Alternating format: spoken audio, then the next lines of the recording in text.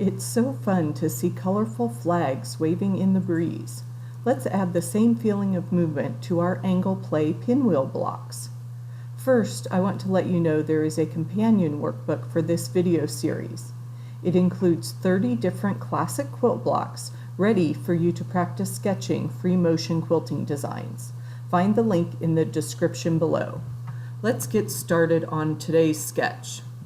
When we think of our flags, we can just do some wavy lines there, and not necessarily, we're going to use the seams in our block as the flag pole, so just that kind of wavy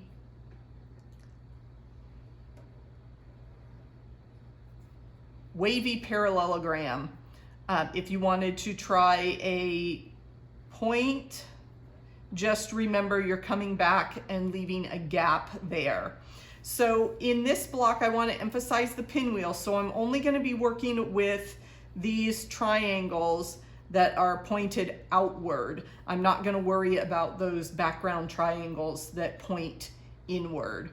So pinwheels are a center-focused design. Your eye goes to the center of that pinwheel as a starting point. So that's a very natural place for me to draw, and I'm going to travel up the block, and then I can echo just because I like to fill up the space and practice the design. And we can travel in the seam line, and remember that we're just doing a gentle curve out and back. And on the difference here, if you wanted to try this in the next block, is where you start and end. If we come all the way back out to our seam line,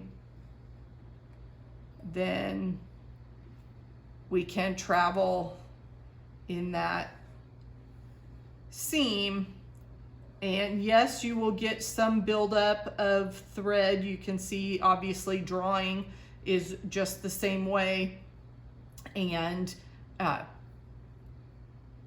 you're going over that same line several times. So if we wanted to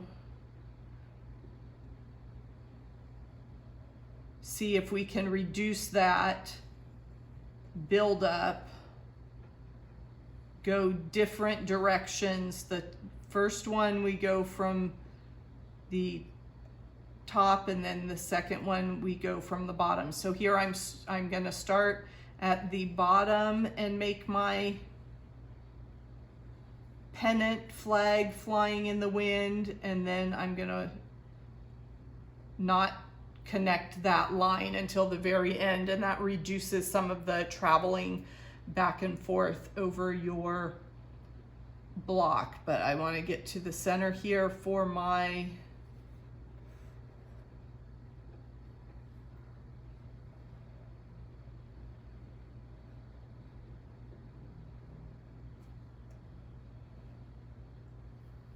and there I forgot what I was doing, and I went up to the top of that block just because my brain said we want to draw from the top. So there we have some simple flags filling our pinwheel block. Decisions about free motion quilting usually come at the end of your quilting process. If you'd like to see a quilt come together from start to finish, check out the Dancing 9-Patch series linked on the screen below.